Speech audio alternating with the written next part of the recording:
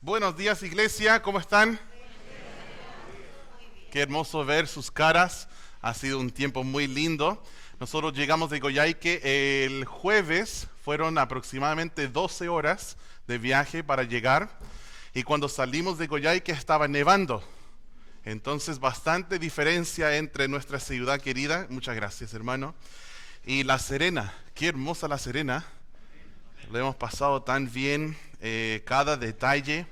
De hecho, desde los vuelos hasta el alojamiento, la comida durante la conferencia, el compañerismo que hemos tenido, las enseñanzas del pastor Claudio hizo un gran trabajo, nosotros fuimos edificados.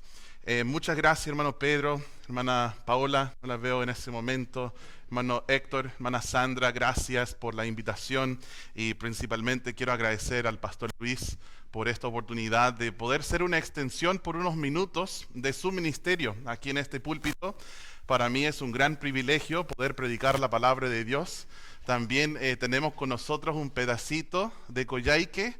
Está Georgina aquí con nosotros, si puede saludar. Ella vive aquí en La Serena y su hijo Miguel Palacios, él es muy querido por nosotros, es miembro de la congregación en Coyhaique, así que cuando supe que venía a La Serena dije, tengo que ver a su mamá. Él me pasó su número y nos está acompañando el día de hoy. Quería que supieran eso para que puedan acercarse y mostrarle el cariño del Señor Jesús. Y pues, hermanos, gracias por estar reunidos esta mañana. Siempre hay un esfuerzo y siempre vale la pena congregarnos y poner prioridad a la casa de Dios. Vamos a abrir nuestras Biblias a Filipenses capítulo 4. Gracias, Pastor René, por la presentación. Aprendí mucho y estoy muy feliz de ver lo que Dios va a hacer por medio de usted y su familia en Arica. Estamos en Filipenses capítulo 4, uno de mis capítulos favoritos de la Biblia. Aunque los pastores siempre decimos eso, ¿no? Ese es uno de mis versículos favoritos. Este es mi capítulo. Pastor, ¿cuántos capítulos favoritos tienes? Bueno, Filipenses 4, vamos a empezar a leer en el versículo 10. Leamos el 10 hasta el 20, luego oramos y vamos a estudiar versículo por versículo este pasaje, gran pasaje en las Escrituras. Dice, en gran manera me gocé en el Señor de que ya al fin habéis revivido vuestro cuidado de mí, de lo cual también estabais solícitos, pero os faltaba la oportunidad. No lo digo porque tenga escasez, pues he aprendido a contentarme cualquiera que sea mi situación. Sé vivir humildemente y sé tener abundancia. En todo y por todo estoy enseñado, así para estar saciado como para tener hambre, así para tener abundancia como para padecer necesidad. Todo lo puedo en Cristo que me fortalece. Sin embargo, bien hicisteis en participar conmigo en mi tribulación. Y sabéis también vosotros, oh filipenses, que al principio de la predicación del Evangelio, cuando partí de Macedonia, ninguna iglesia participó conmigo en razón de dar y recibir, sino vosotros solos. Pues a una Tesalónica me enviasteis una y otra vez para mis necesidades. No es que busque dádivas, sino que busco fruto que abunde en vuestra cuenta. Pero todo lo he recibido y tengo abundancia, estoy lleno. Habiendo recibido de Epafrodito lo que enviasteis, olor fragante, sacrificio acepto, agradable a Dios. Mi Dios, pues, suplirá todo lo que os falta conforme a sus riquezas en gloria en Cristo Jesús. Al Dios y Padre nuestro sea gloria por los siglos de los siglos. Amén. El mensaje se llama promesas para dadores que tienen contentamiento. Vamos a orar. Padre Celestial, gracias por tu palabra. Es perfecta. Gracias por tu Espíritu, quien mora en cada hijo de Dios presente. Gracias por la iglesia, el cuerpo de Cristo, que está aquí reunido en este lugar, en La Serena. Señor, nosotros deseamos escuchar de ti, deseamos aprender de ti. Y pedimos, Señor, que nos enseñes, no solo para llenar nuestras cabezas y corazones de más conocimiento, Señor, sino para que nosotros apliquemos fe, que recibamos tu palabra con fe y con mansedumbre, para que nuestra voluntad sea moldeada a la tuya. y que pongamos en práctica lo que nosotros estamos aprendiendo para seguir viviendo, Señor, lo que este pasaje nos enseña. Gracias, Dios. En el nombre de Cristo oramos. Amén. En el versículo 10 dice: en gran manera me gocé en el Señor de que ya al fin habéis revivido vuestro cuidado de mí. Esta palabra cuidado se refiere a la ofrenda misionera. Al dar para misiones, es una ofrenda más allá de nuestros diezmos, ¿cierto? En el Antiguo Testamento los diezmos y ofrendas eran obligación. Ahora es algo que nosotros hacemos por amor. Y quiero decir algo a las visitas. Estabas pensando tanto tiempo, no quiero ir a la iglesia porque me van a puro hablar del dinero, ¿ya? Se está cumpliendo tu peor sueño, ¿ya? Pero para que sepas, normalmente esto no se hace, ¿ya? Pero está bien, yo puedo venir y que quede la embarrada y me voy a Coyhaique y el pastor Luis se queda con los pedazos, ¿ya? Voy a tirar unas bombitas debajo de las sillas y voy corriendo, ¿ya? No, es una broma, pero para que sepas, si eres visita y estamos hablando de finanzas, no te preocupes de eso, es cosa de casa, tu presencia es lo único que queremos, ¿ya? No queremos tu dinero ni nada, queremos que sientas el amor de Cristo en ese lugar y que puedas escuchar la palabra del Señor. Ya que dije eso, tiempo para las bombas. Ok, versículo 10 dice: en gran manera me gocé en el Señor. Me regocijé, me dio gozo. El apóstol dice: tengo gozo de gran manera en mi corazón. ¿Por qué? En ese libro de Filipenses, este es uno de los temas principales. Quizás es el tema principal, el gozo. De hecho, en sus pocas páginas, no sé cuántas páginas es en tu edición de las Escrituras, pero para mí son como 2-3 páginas, 4 capítulos y 16 veces habla del gozo o del regocijo y sus derivados. Y es una gran fuente de gozo cuando una iglesia es dadivosa para con las misiones. Él dice la palabra revivir, dice de que ya al fin habéis revivido vuestro cuidado de mí. Pero eso no es una reprensión cuando dice que refloreció, revivió su apoyo misionero. No está diciendo por qué estaban dando, después dejaron de dar y ahora están dando de nuevo. No, al contrario, dice: os faltaba la oportunidad. Yo no estoy seguro por qué, pero en algún momento la iglesia filipense estaba dando a misiones, apoyando al apóstol Pablo, después dejaron y luego siguieron otra vez. Puede ser porque ellos no tenían PayPal, puede ser porque ellos no tenían Apple Pay, puede ser porque no tenían cheques, que no tenían transferencias bancarias. Yo no sé por cuál será el motivo. Lo que sí sé es que se llevaba la ofrenda misionera a mano. Quizás no sabían dónde estaba Pablo, o quizás por un tiempo no era necesario el apoyo misionero. Pero ellos fueron solícitos, dice, lo cual estabais solícitos. O sea, eso significa que eran diligentes y que la disposición estaba, pero la oportunidad no. A veces me da tristeza pensar en la gran necesidad de misiones que hay en el mundo, tanta oportunidad, tanta facilidad de cómo apoyar misiones. Para ellos había disposición, pero faltaba oportunidad. A veces siento que hoy en día hay mucha oportunidad, pero falta disposición. Sigamos leyendo el versículo 11, dice: no lo digo porque tenga escasez, pues he aprendido a contentarme cualquiera que sea mi situación. El apóstol Pablo acaba de decir: estaban dando, entonces no, y ahora de nuevo sí. Pero hay que aclarar algo. Él no se estaba quejando. Él dice: quiero aclarar algo, no lo digo porque tenga escasez. O sea, él estaba diciendo: yo no necesito su dinero. Eso es lo que estaba diciendo. No necesito su dinero. Yo he aprendido a contentarme cualquiera que sea mi situación. No necesito tu dinero. Jehová Jireh es el Señor quien provea para las personas. Y Dios tampoco necesita nuestro dinero. Dios dijo, mía es la plata y mío el oro, dice Jehová de los ejércitos.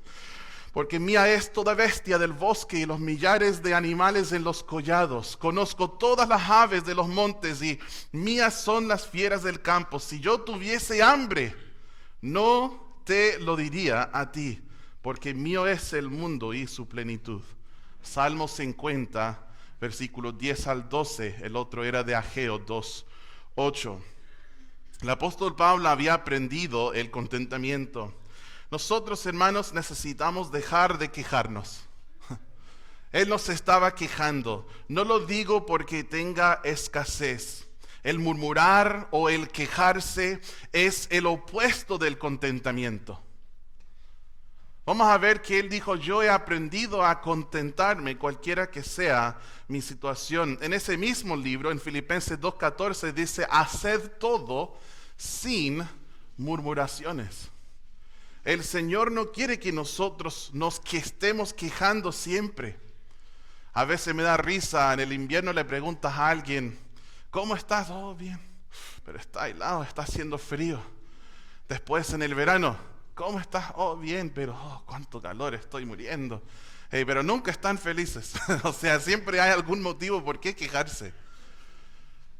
Pero el contrario también es verdad, dependiendo de tu perspectiva y tu actitud. Siempre hay motivo por qué estar agradecido. Por qué dar gracias en todo. Contentarse y decidir estar conforme o contento con mi situación actual. Este es el contentamiento. Dice en el versículo 11, he aprendido a contentarme cualquiera que sea mi situación. Unos libros después, en Primera de Timoteo, el capítulo 6. Vean conmigo, por favor, unos versículos en Primera de Timoteo 6, 6 al 8. Si nos estás visitando y no tienes una copia de la palabra, no te preocupes, vamos a irlo leyendo textualmente y puedes escuchar. Primera de Timoteo 6, versículos 6, 7 y 8 dicen esto. Pero gran ganancia es la piedad acompañada de contentamiento. Aquí aparece la palabra otra vez, contentamiento. Porque nada hemos traído a este mundo y sin duda nada podremos sacar. Así que teniendo sustento y abrigo, estemos contentos con esto. La piedad habla de la devoción para con el Señor. Y muchas veces la gente piensa, según la avaricia y según la codicia, cree que al tener más, conseguir más juguetes y terminar mi vida con más que todos los demás, que ahí sí voy a estar feliz. Pero el Señor dice que la gran ganancia es la piedad acompañada de contentamiento. Contentamiento. Debemos estar contentos con el ser como Cristo, el conocer a Jesús y caminar con Él.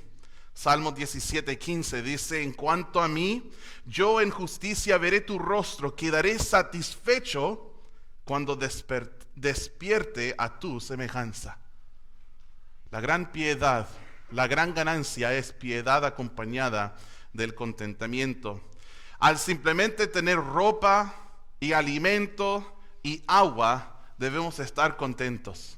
Eso dice en 1 de Timoteo 6, ¿cierto? El versículo 8 dice así que teniendo sustento y abrigo, estemos contentos con esto. La comida, la ropa y la bebida nos son garantizadas por el Señor, si es que nosotros hacemos nuestra parte. En Mateo capítulo 6, en el versículo 33, el Señor nos garantiza la ropa, la comida y la bebida, si es que nosotros buscamos primeramente su reino y su justicia. Luego estas cosas nos serán añadidas. Y en Mateo 6, estas cosas son definidas como la ropa, la comida y la bebida. Por lo cual, si me falta lo que es necesario para mi contentamiento, ¿y qué es necesario para mi contentamiento? Sustento y abrigo. Si me falta lo necesario para mi contentamiento, ¿quién tiene la culpa? Yo, porque yo no estoy buscando primeramente el reino de Dios y su justicia. Job dijo, desnudo salí del vientre de mi madre y desnudo volveré allá. Jehová dio y Jehová quitó, sea el nombre de Jehová bendito. Nada hemos traído a este mundo, dice 1 Timoteo 6:7, y sin duda nada podremos sacar. El enemigo del contentamiento es la comparación. No te compares con otros, o te alejarás del contentamiento y el Señor. ¿Sabes qué? Me gustaban mis zapatos. Hasta que yo, hermano Pedro, llegó al culto, vi sus zapatos, dije, oh, wow. La comparación no es sana. Es que me gustaba la casa que arrendaba. Hasta que me invitó un hermano a ver su casa, dije, wow. Y uno hizo la comparación y se le fue, ¿qué cosa? El contentamiento. No te compares con otros. Estaba feliz con mi vehículo hasta que vi el vehículo del otro. Estaba feliz con mi casa hasta que vi la casa de otro. Es peligroso fijarse en las cosas de otros y las circunstancias de otros y compararte con estas cosas, porque luego será difícil que tengas contentamiento en cualquier situación que te toque a ti. Quiero darles una definición de la palabra contentamiento. Es una definición que me ha servido mucho en la vida personal y en mi caminar con Dios. El contentamiento es reconocer que Dios ya me ha dado todo lo necesario para mi felicidad actual. Lo voy a repetir. Es darme cuenta que Dios me ha dado todo lo que necesito para estar feliz ahora. Este es el contentamiento. Y el contentamiento no es el producto de las situaciones, o de la gente, o de cosas. Siempre las personas piensan, si tuviese mejor situación, podría tener contentamiento. O soy soltero, si tuviese esposa o novia, entonces podría estar contento, podría tener contentamiento. Somos casados, si tuviésemos hijos, si pudiéramos tener un hijo, finalmente ahí estaríamos felices. Pero no, el contentamiento no es el producto de situaciones o de cosas, bienes o de personas. Cualquiera que sea mi situación, solo puedes tener contentamiento en cualquier situación si es que la fuente de ello es firme, es estable, es constante y es la roca que es Jesucristo. Él no cambia. Entonces, si Él es la fuente de mi satisfacción, nuestra ancla permanece firme, aunque rujan muchas olas en el mar de la vida. Ese es uno de los problemas, que pensamos que el gozo, el contentamiento, la paz son el producto de las cosas y gente que nos rodean. Y luego las circunstancias cambian y perdemos el gozo, la paz y el contentamiento. Pero cuando nosotros con el salmista decimos, Jehová es mi pastor, también podemos decir, nada me faltará. Cuando el buen pastor es tu pastor, cuando Jesús es tu pastor, ¿qué más? ¿Qué más puedes necesitar? ¿Qué más? Ahí tenemos todo lo que necesitamos. Si el contentamiento es reconocer que Dios ya me ha dado todo lo que necesito para estar feliz en este momento, entonces el opuesto del contentamiento sería la avaricia. Avaricia. Miren conmigo en Hebreos, el último capítulo, Hebreos capítulo 13 y el versículo 5. Hebreos 13:5 dice así: Sean vuestras costumbres sin, ¿qué cosa? Avaricia. ¿Y cuál es la siguiente palabra? Contentos. Contentos. Y quiero que pongan mucha atención a esta frase. Contentos con lo que tenéis ahora. Este es el contentamiento. Contentos con lo que tenéis ahora. Porque Él dijo, no te desampararé, ni te dejaré. Contento con lo que tengo ahora. No contento con lo que tenía ayer. No contento con lo que podría tener mañana. No contento con lo que según mi plan de 10 años tendré. No, contento con lo que tengo ahora. Y yo no estoy hablando de una vida de apatía, donde nunca haces nada, no tienes ambiciones, no estoy diciendo eso. Pero estoy diciendo encontrar su satisfacción en Jesús. Y solo en Él. Y solo entonces tendremos lo que es el contentamiento. Jehová es mi pastor, nada me faltará. Volvamos a nuestro texto, Filipenses 4, por favor. Filipenses 4, el versículo 11, no lo digo porque, a ver, vamos a volver para no, ahí nos apartamos mucho. Él dijo, estaban dando a misiones, dejaban de dar y ahora están dando de nuevo. Pero para aclarar los motivos, ¿por qué el apóstol nos habla de misiones y de dar? Él dice, no lo hacemos porque tengo escasez. ¿Ya? Él no dice esto, no estoy hablándoles de eso porque quiero su dinero.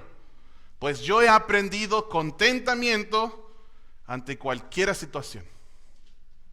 Sigamos, versículo 12. Sé vivir humildemente y sé tener abundancia en todo y por todo estoy enseñado, así para estar saciado como para tener hambre, así para tener abundancia como para padecer necesidad. Está explicando en ese versículo, o sea, dando más detalles sobre qué significa la frase cualquier situación, ¿cierto?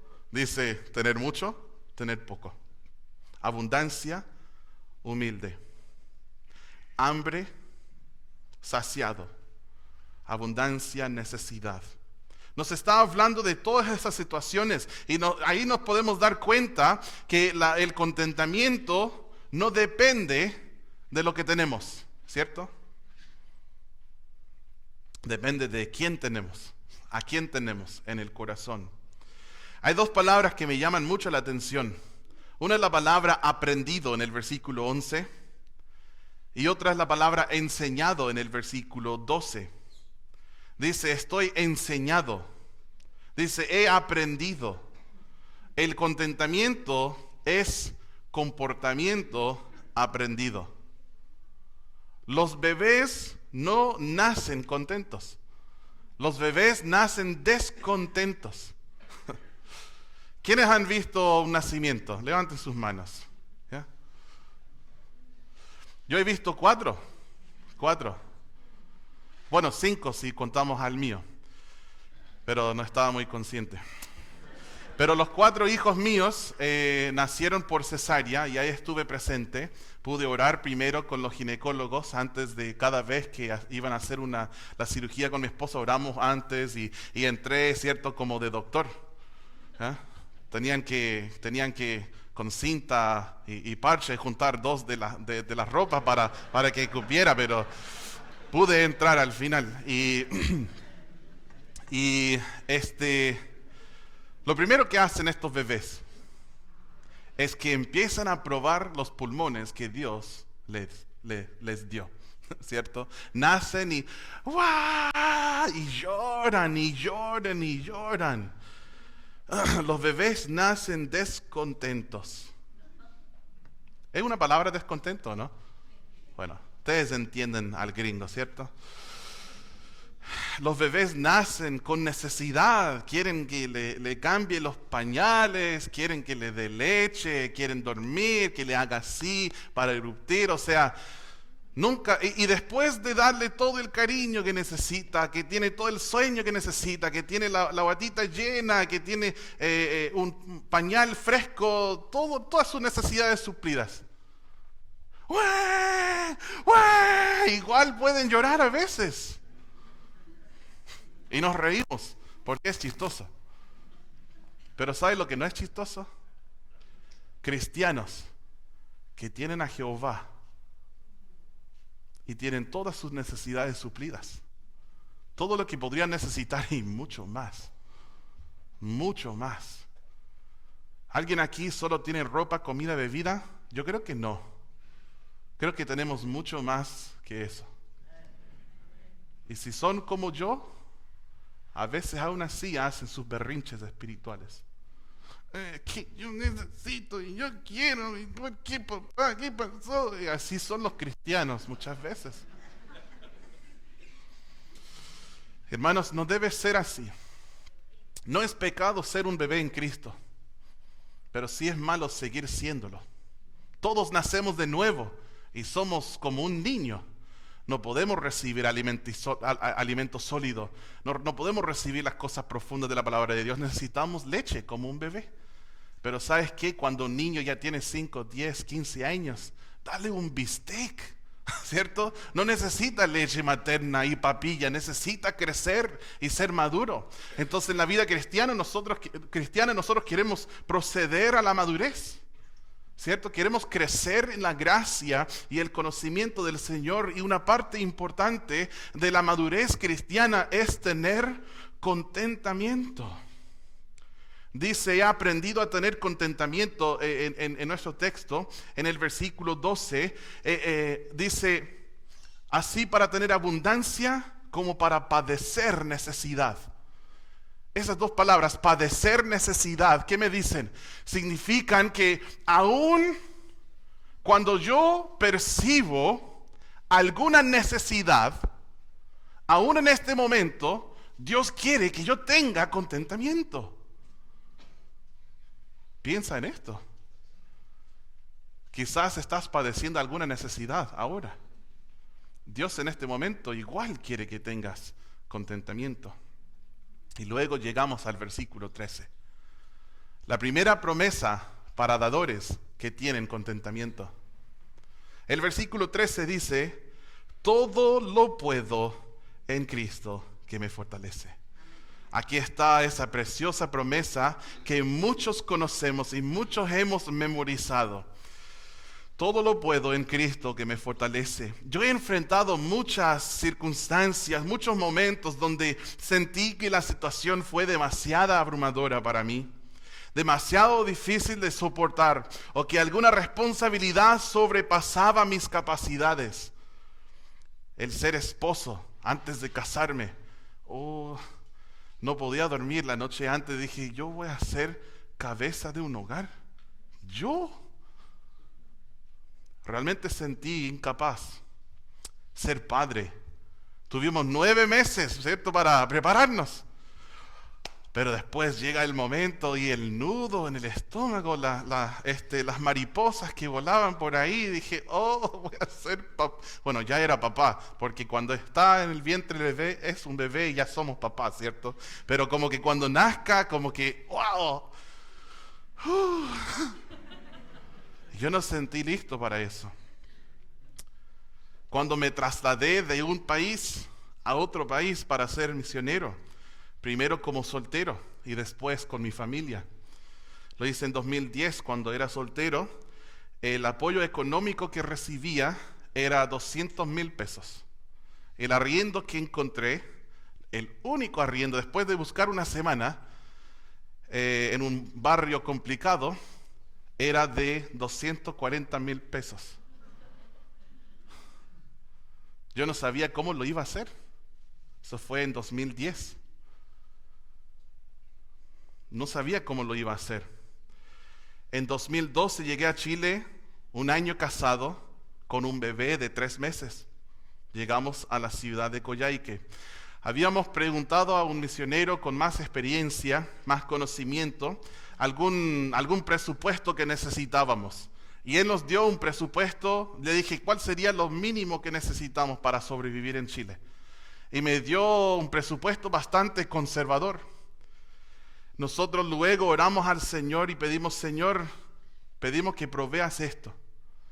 Y cuando llegamos a Coyhaique, llegamos con la mitad de este presupuesto. La mitad. En los meses buenos llegaba a la mitad. Y nosotros entonces encontramos arriendo en el barrio más humilde de Coyhaique, también más complicado en cuanto a crimen, aunque en Coyhaique, un barrio difícil, en Santiago es el mejor barrio. O sea, en Coyhaique no hay mucho crimen. Y nosotros venimos de un lugar como Santiago con mucho crimen. Así que no fue nada vivir en este lugar al cual nosotros llegamos. Pero fueron difíciles los primeros 6 años. Nosotros trabajamos en Coyhaique con ese presupuesto muy, muy limitado. A veces llegábamos a la mitad del mes y no había dinero para comprar comida. La primera quincena y me llegaba el depósito al fin de mes. ¿Y qué vamos a hacer por las próximas 2 semanas? Ahí la fe. Nosotros vivimos por la fe.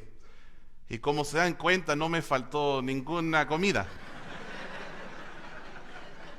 ¿Por qué se ríen? ¿Se están riendo de mi Michelin? Como decía el pastor Claudio ayer. Yo sentí que me estaba atacando cuando dijo eso. No.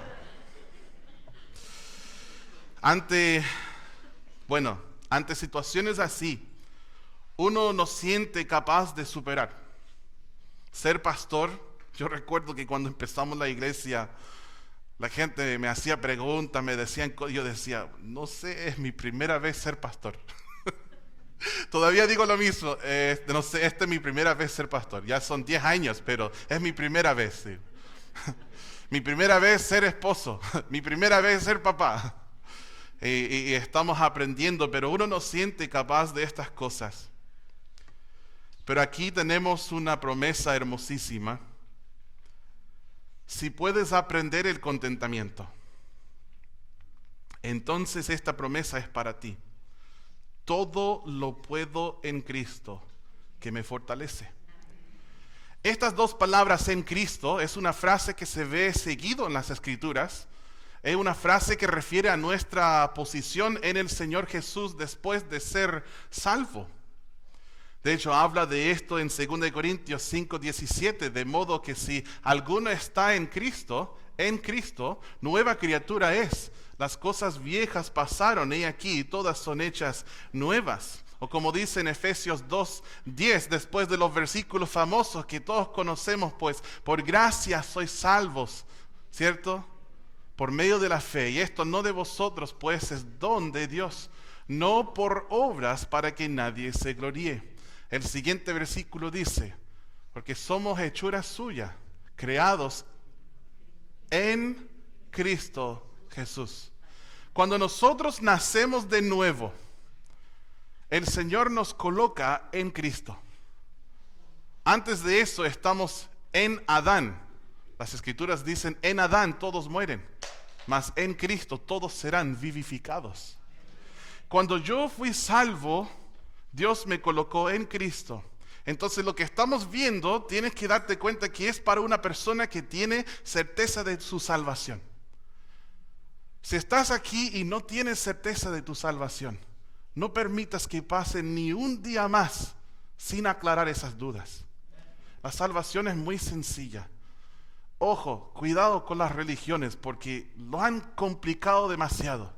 ¿Quieres vida eterna? Aquí hay una lista de 100 cosas que tienes que hacer. Cumples con estas 100 cosas y posiblemente podrás ser salvo. Eso no es bíblico, no es lo que Dios dice. El plan de salvación es tan sencillo como esto. Cristo murió por nuestros pecados, fue sepultado y al tercer día resucitó. Nosotros estamos separados de Dios por el pecado y merecemos el castigo, la ira, la condenación de un Dios santo porque le hemos ofendido. Pero la sangre que Jesús derramó en la cruz fue el pago suficiente para apaciguar toda la ira de Dios. Él derramó su ira contra mis pecados cuando Jesús fue crucificado. Cristo, Él llevó el castigo de mis rebeliones y de las tuyas también. Pero después de morir, Él no quedó vencido por la muerte, al contrario, Él venció la tumba. Cristo resucitó. Y tú puedes tener vida eterna. Lo único que Dios te dice es: arrepiéntete y cree en el Evangelio. Solo tienes que creer que Jesús murió por tus pecados, fue sepultado y resucitó al tercer día. Si tienes dudas de esto, por favor acércate a conversar o conmigo, con el pastor, cualquier de los hermanos presentes. Estaríamos encantados de ayudarte a entender cómo tener salvación. Vamos a volver a Filipenses 4, versículo 14. Dice: sin embargo, es casi como si fuese paréntesis el 11, 12 y 13, porque en el 10 empezó a hablar de ¿qué? El dar misionero. Después empezó a hablar de contentamiento, habló de la promesa por los que tienen contentamiento, y dice: ya, vamos a volver al tema. Sin embargo, bien hicisteis en participar conmigo en mi tribulación. Ahora que sabemos que Pablo nos estaba quejando, no lo digo porque tenga escasez, podemos volver al tema de dar a misiones. Aquí dice: ¿se acuerdan de la necesidad que padecí? Los felicito. Ayudaron a suplir mi necesidad. Me hace pensar de nuestros misioneros. Tenemos misioneros Miguel y Nora Triano que están en Ghana, África. Y nosotros les apoyamos mensualmente con 180,000 al mes. Y además, cuando tienen alguna necesidad especial, siempre damos como iglesia. Siempre enviamos algo extra, algo más allá. Cuando hermana Nora tuvo un embarazo ectópico, nos rompió el corazón. Nosotros pudimos juntar una gran ofrenda para enviar esa ofrenda, porque donde ellos viven no hay hospital. Tuvieron que viajar a la capital de Ghana para que ella pudiera recibir la atención médica que necesitaba. O cuando su hijo Josué tuvo apendicitis, y lo mismo, tuvo que viajar al hospital. Nosotros enviamos una gran ofrenda como iglesia. O nuestro misionero Abel Gallardo, cuando su hija Zoe hace como 1 o 2 años estaba teniendo problemas graves y no podía atenderse, le dije un día domingo a la iglesia: hermanos, demos para ayudar a hermana Zoe, la hija de Abel, que ellos son misioneros en Tailandia y hacen viajes también a India, son nuestros misioneros. Y la iglesia en un culto juntó 432,000. Y nosotros pudimos enviar, y somos una iglesia pequeña. Fíjate, el domingo somos 70, 80 personas en el culto. Y los hermanos ayudaron. Hay un hermano que es misionero en Santiago, en Cerro Navia. Es mexicano, se llama Emanuel Pérez. Y ellos estaban pasando por unos tiempos difíciles económicamente, y ella estaba embarazada. Y la iglesia decidió: paguemos su bono PAD para que ella pueda estar pensionada y todo. Mi esposa tuvo los primeros 2 niños en sala común, y después aquí en Chile. El primero nació en California, segundo y tercero nacieron en Coyhaique, y después su recuperación en sala común. Pero para el cuarto, ella estuvo con el bono PAD, y era como estar en el Sheraton. Oh, ¿comió mejor que yo? No lo crean. Pero quisimos ayudar a los misioneros con esto. Siempre es bueno ayudar a los misioneros cuando tienen alguna necesidad. Bien hicisteis, buen trabajo, hermanos, dice Pablo. Bien hicisteis en participar conmigo en mi tribulación. El versículo 15 de Filipenses 4 dice: y sabéis también vosotros, oh filipenses, que al principio de la predicación del Evangelio, cuando partí de Macedonia, ninguna iglesia participó conmigo en razón de dar y recibir, sino vosotros solos. Está claro de qué estamos hablando. Está hablando de dar y de recibir, ¿ya? Cuando dice participar, cuando dice en el versículo 10, cuando habla de su cuidado, revivido vuestro cuidado de mí, estamos hablando del dar misionero. Y aquí él dice: ustedes conocen muy bien que al principio de la predicación, ¿cuál fue el principio de la predicación para ellos? Hechos capítulo 16, donde Lidia en Filipos fue salva, donde la señorita, la muchacha que predecía el futuro y seguía al apóstol y decía cosas hasta que ellos echaran fuera de ella el espíritu inmundo, el carcelero filipense, todo lo que sucedió en Hechos 16. ¿Se acuerdan de eso? Son los inicios de la iglesia la cual está recibiendo esa carta. Y él dice, ¿se acuerdan, oh filipenses, que al principio de la predicación del evangelio, cuando partí de Macedonia, ninguna iglesia participaba conmigo en razón de dar y recibir, sino vosotros solos? Para dar un poco de trasfondo, el apóstol Pablo en Hechos 16 tenía ganas de ir a Asia. 2 veces quiso ir a Asia, pero el Espíritu Santo no le dejaba. Asia Menor, le diríamos hoy en día, Turquía, esos lugares. Después él tiene una visión, ¿cierto? La visión del hombre de Macedonia que decía, pasa Macedonia y ayúdanos. Hermanos, no esperen una visión así para involucrarte en la obra del Señor. Ahora tenemos la palabra completada. Si quieres escuchar de Dios, abre la Biblia y léela. Algunos dicen, pero yo no sé si soy llamado. William Booth, fundador del Ejército de Salvación, dijo esto. Dijiste que no has sido llamado, más bien es que no escuchaste el llamado. Pon tu oído atento a la Biblia y escucha a Dios diciéndote que saques a los pecadores del fuego del pecado. Pon tu oído atento al corazón abrumado y agonizante de la humanidad y escucha su lastimera petición de ayuda.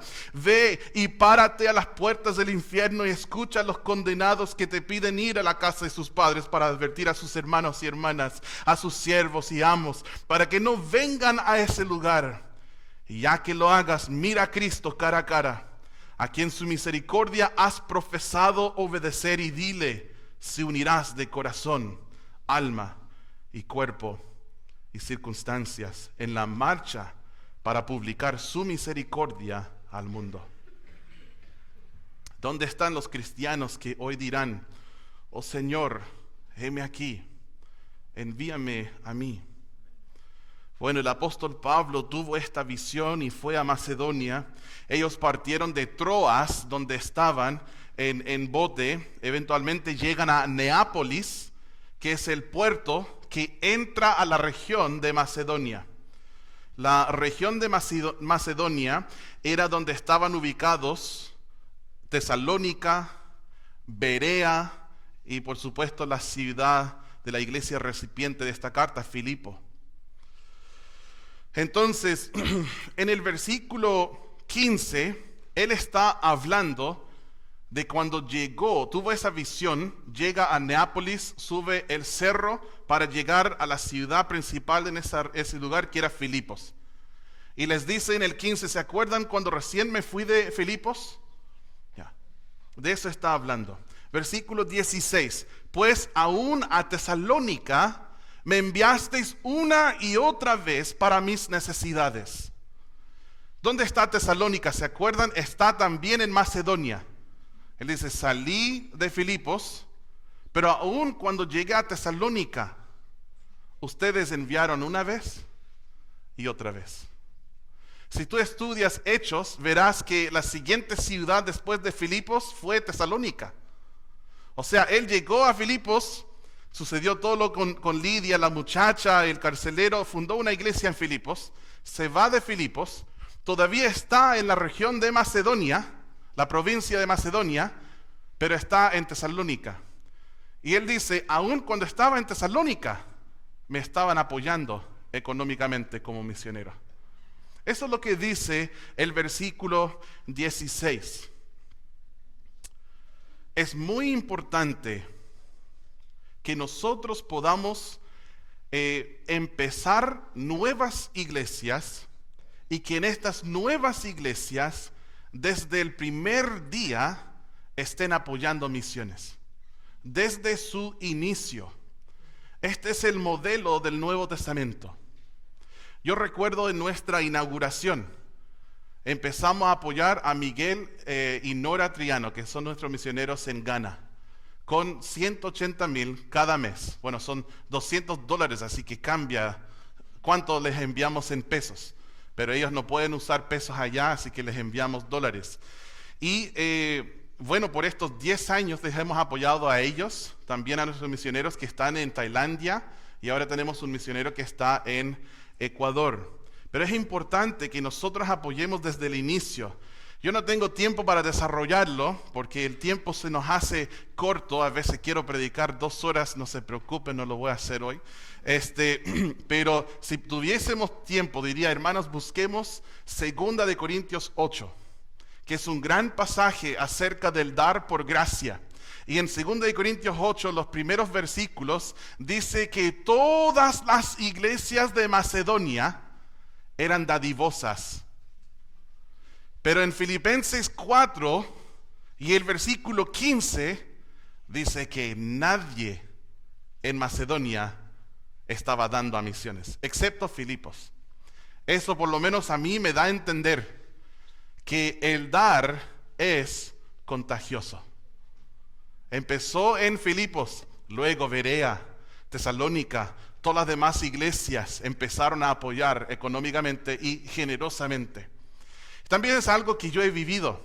Yo recuerdo que cuando fui salvo y me congregaba en la iglesia enviadora del pastor David Reinhardt, y en ese entonces yo aprendí acerca del dar y dije, voy a empezar a diezmar, porque quiero. Y empecé a hacerlo.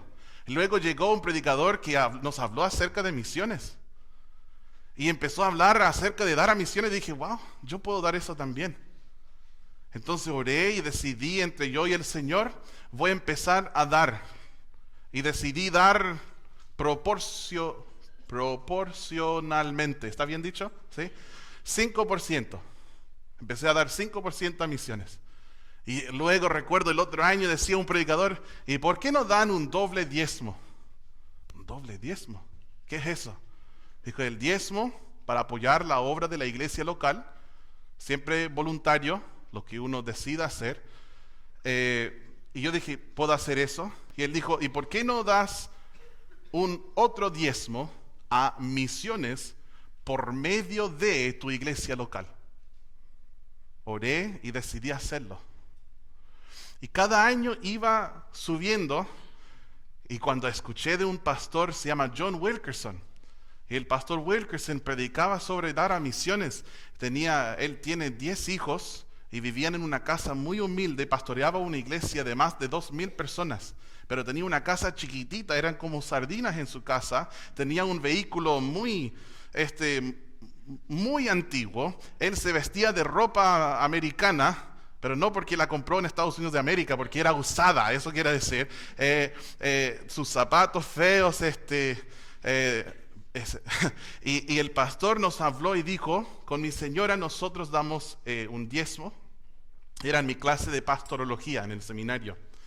Nosotros damos un diezmo a la obra de la iglesia local, y con mi esposa nosotros damos más de 40% de nuestros ingresos a misiones. Y en ese momento sentí tan pequeño. Yo, un doble diezmo. 10% a la iglesia, 10% a misiones. Soy de esta clase elite de cristianos. He llegado. Y después escuché eso. Y era soltero. Casi no tenía gastos en mi vida. Estaba gastando mi plata en cosas que no importaban. Y yo dije, creo que puedo dar más. Y empecé a subir también. El día de hoy con mi esposa nosotros damos el diezmo a la iglesia local y damos 30% de nuestros ingresos a misiones. Es lo que nosotros hemos hecho como familia. Y hermanos, yo creo que puedo hacer más. Quizás estás aquí y dices, yo como los filipenses, o como el pastor Wilkerson, o como el gringo raro que nos habla hoy, yo también puedo dar más. Quizás estás aquí y dices, Dios está tocando mi corazón, yo creo que también puedo apoyar más a misiones. Puede ser algo para que pienses. El 17, el siguiente versículo. No es que busque dádivas, sino que busco fruto que abunde en vuestra cuenta. Es importante recordar, él dijo en el 11, no lo digo porque tenga escasez, eso quiere decir, no necesito su dinero. En el 17 dice, no es que busque dádivas. O sea, él nos está diciendo, no necesito tu dinero, tengo contentamiento, pero tampoco quiero su dinero. Yo no busco dádivas, no estoy escribiendo para que me manden más ofrendas. Entonces, ¿por qué? ¿Qué es lo que buscaba si no quería más ofrendas? El versículo dice, busco fruto que abunde en vuestra cuenta. Es maravilloso cuando uno da a misiones. La cuenta terrenal lo vemos bajando, pero la cuenta celestial estamos haciendo depósitos. Estamos haciendo depósitos. No necesito tu dinero, no quiero tu dinero. No lo voy a buscar porque si no vamos a estar allá una hora. Pero en Romanos 15, versículos 25 al 28, quizás luego lo puedes estudiar, habla de una ofrenda especial que iban a entregar a los santos necesitados en Jerusalén. Y cuando habla de la ofrenda, la llama fruto. Así se llama esa ofrenda. Se le dice fruto. Eso me llama mucho la atención, porque no dice botín, no dice despojo, dice fruto. Hace unos años atrás nosotros estábamos construyendo y una persona de otra congregación, no parecida a la nuestra, estaba y le decía, no, es que nosotros lo estamos haciendo al contado, de a poquito cuando tenemos el dinero edificamos, no queremos deuda, le dije. Y él dijo, pero tú eres pastor, ¿por qué no te pones a, cuál era la palabra que él usó? ¿Por qué no te pones a esquilar cuando le saca la lana a las ovejas? ¿Por qué no te pones a esquilar las ovejas un poco más? Así me dijo. Y le miré y le dije, bueno, primeramente para que sepa, yo no he recibido ni un peso de la congregación de Coyhaique. Todo el dinero que llega lo ahorramos y lo usamos para comprar terreno. Le dije, como misionero no recibo, pero le dije, nosotros no pensamos de esta forma. No pensamos de esta forma. El dar no es para el pastor, el dar es para el Señor. Por supuesto, el obrero es digno de su salario y el pastor recibe un salario. Eso va a recibir porque es justo, como cualquier otro obrero. Pero no es que, estoy dando al pastor, no. Cuando nosotros damos para la obra de Dios aquí, y nosotros damos para la obra de Dios en los lugares más allá de nosotros. Y es algo natural, es fruto. Cuando vemos un árbol frutal, no es despojo, es fruto cuando sacamos de su fruta. Y como cristianos, nosotros damos fruto natural. Las escrituras no permiten a los avaros en el ministerio. Pero cuando tú tienes a un hombre de Dios que, ojo, no es codicioso de las ganancias deshonestas, y si este hombre de Dios te habla acerca del dar, no le hagas sentir culpable. Nosotros estamos enseñando la palabra de Dios. Debemos agradecer a los que nos enseñan con sana doctrina y cómo vivir nuestras vidas para el Señor. El dar es un privilegio, es fruto, es natural. El dar con alegría y sacrificio es un gozo y no una obligación.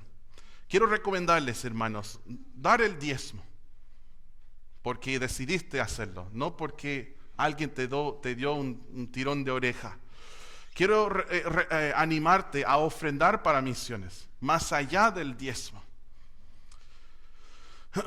Debemos agradecer a los misioneros porque nos permiten tener fruto en lugares lejanos, donde nosotros jamás podríamos pisar.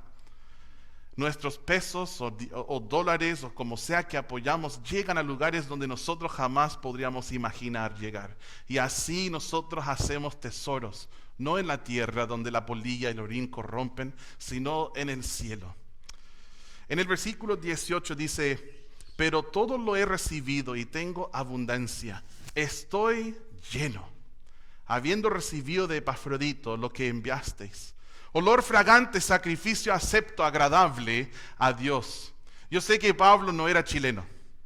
Les cuento por qué. Cuando llegué a Chile, había aprendido español en Centroamérica y me ofrecieron comida. Un pastor, Cristian Alarcón se llama. Me sirvieron comida y comí, después me ofrecieron más. Dije, no, gracias, estoy lleno. ¿Y qué me dijo él? Enseñando, me dijo, no, en Chile no decimos estoy lleno. Es más bien educado decir estoy satisfecho. No sé si ustedes escucharon del gringo que le pasó lo mismo y después de la comida salió, estaba esperando un colectivo y venía el colectivo de lejos. Dijo, no, este no, porque viene satisfecho.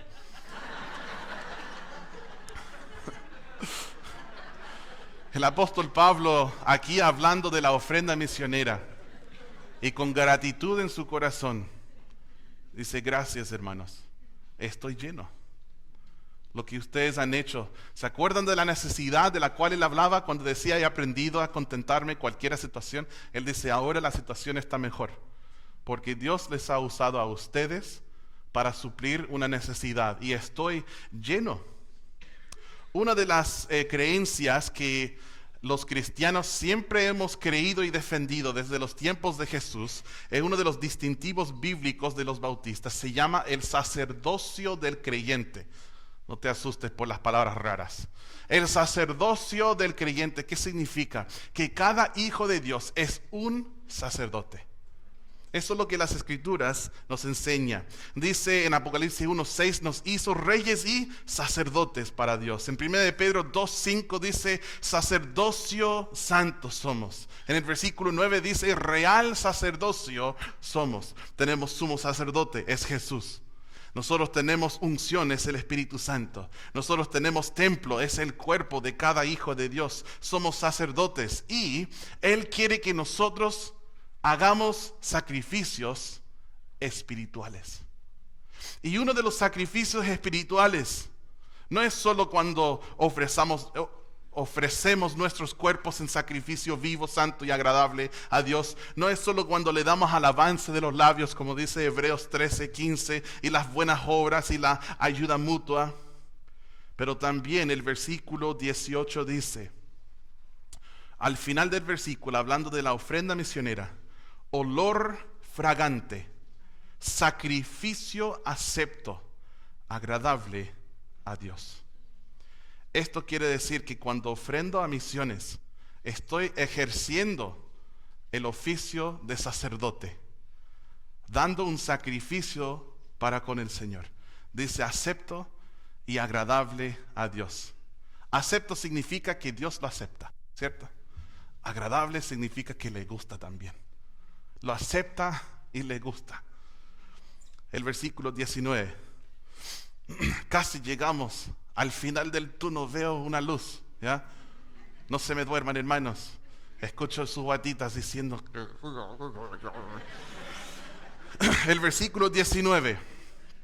Llegamos, hermanos, aquí a la segunda promesa para dadores que tienen contentamiento. Todo lo puedo en Cristo que me fortalece. 2. Mi Dios, pues, suplirá todo lo que os falte conforme a sus riquezas en gloria en Cristo Jesús.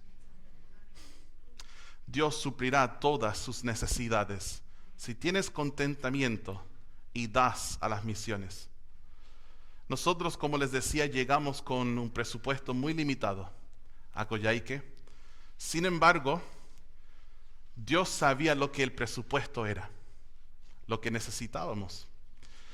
Cuando nosotros llegamos en los primeros días, el Señor proveyó 50,000, no sé si han visto estos tratados, son como historietas, cómic. Dios nos dio 50,000 de estos cuando llegamos a Coyhaique, costo de envío pagado y todo.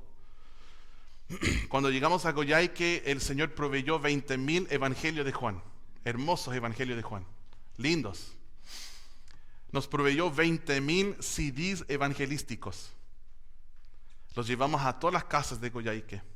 Con mi familia vivíamos en una casita en un lugar un poco complicado. En algunos momentos rompieron los vidrios de mi vehículo, entró un hombre borracho con cuchillo, me amenazó, cosas sucedieron, pero para un californiano de Los Ángeles no es nada, ¿ya? Pero llegó un empresario cristiano a mi casa y dijo, estuvimos llevándole, le alojamos, siempre alojamos personas, y llegó esa persona del extranjero, le ofrecemos quedarse en nuestra casa. Y ojo, no es Diego de Almagro, ¿cierto? Pero se quedó en nuestra casa y lo llevamos al centro un día y él dijo, ¿por qué no viven aquí? Qué incómoda pregunta, ¿no? Le dije, bueno, nosotros con el presupuesto limitado que tenemos, estamos muy contentos con la casa donde estamos. Para eso alcanza. Y le dije, ya, pero esa casa, ¿cuánto valdría? Le dije, no, el doble por lo menos. Y dijo, llamé, nos dijeron el valor, el doble, exactamente el doble. Y él dijo, ya, eso es lo que vamos a hacer.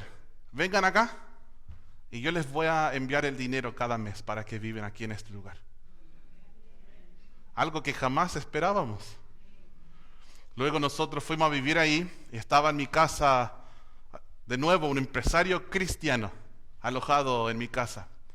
Y él decía, ¿cuánto pagan arriendo aquí en este lugar?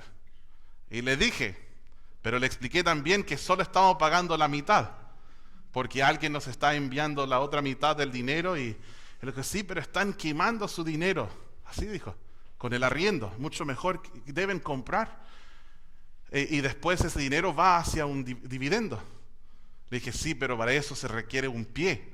Y nosotros justo estábamos llegando al fin de mes. Y él dijo, pero ¿cuánto valdría esa casa? La casa enfrente se estaba vendiendo. Y yo le dije, no, yo creo que 100 millones. Hoy en día 200 millones. Pero en aquellos días 100 millones. Y él dijo, ya. Mi esposa y yo queremos hacer algo. Queremos darles un pie. $40,000. En ese entonces se traducía en 25 millones de pesos. Y con ese dinero tendrán un pie para comprar una casa. Mi Dios suplirá todo lo que os falte conforme a sus riquezas en gloria en Cristo Jesús. Con ese dinero nosotros volvemos a un barrio humilde y compramos al contado una casa, 25 millones. Y ahí vivimos hoy en día, sin deudas, sin arriendo mensual. Dios es tan bueno.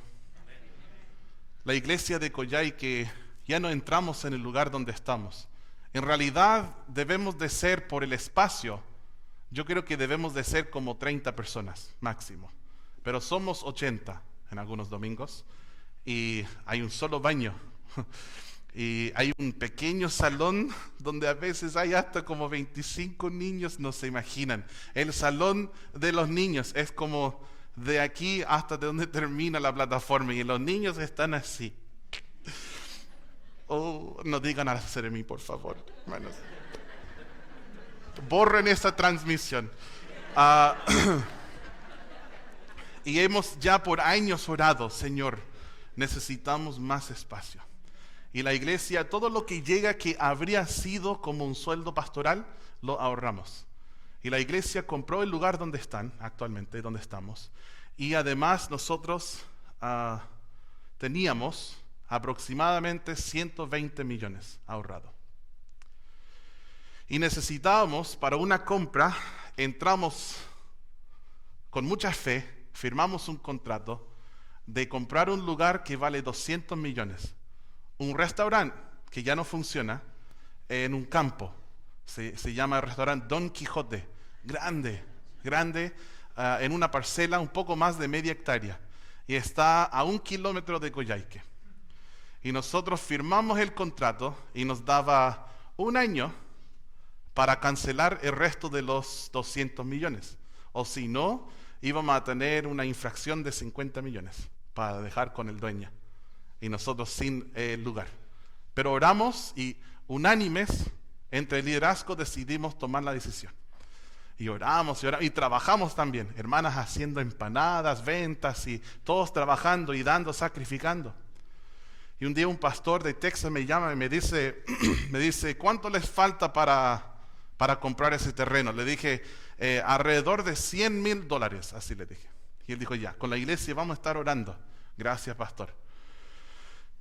Pasó como 3 semanas y es un domingo en la tarde y el pastor me manda un mensaje. Dice, ¿me puedes llamar? Urgente.